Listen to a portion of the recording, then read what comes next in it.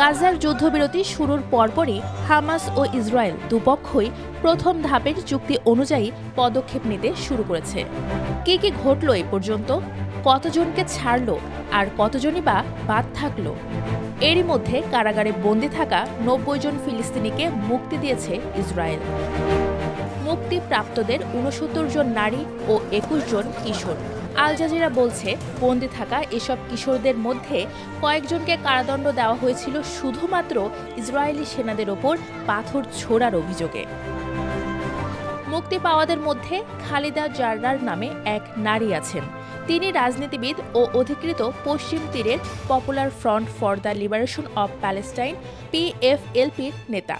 একসময় তিনি ফিলিস্তিনি পার্লামেন্টের সদস্যও ছিলেন। ইসরায়েলের এক নির্জন ঘরে আটকে রাখা হয়েছিল তাকে। এদিকে রোববার তাদের ফেরা উপলক্ষে ফিলিস্তিনিরা ভিড় জমিয়েছে পশ্চিম তীরে। সে সময় উল্লাসে ফেটে পড়েন তারা। আল জাজিরার তথ্য বলছে, বন্দীদের তালিকায় অনেকের নাম আছে যাদের প্রশাসনিকভাবে আটকে রাখা হয়েছিল।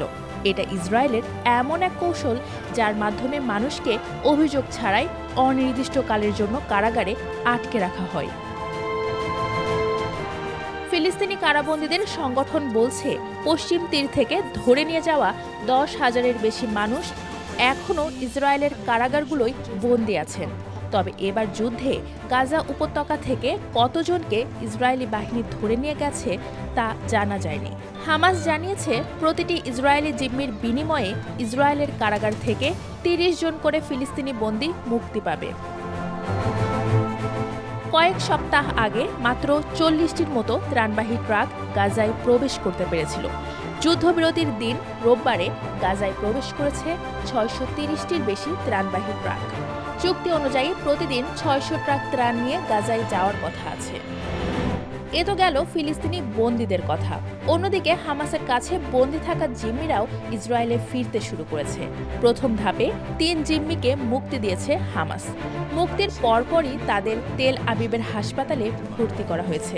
ইসরায়েল বলছে, হামাসের কাছে ৯১ জন জিম্মি আছে, যাদের ৩৪ জন মৃত বলে অনেকেই মনে করছেন।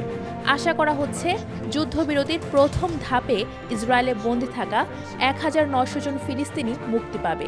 অন্যদিকে হামাস মুক্তি দেবে ৩৩ জন জিম্মিকে।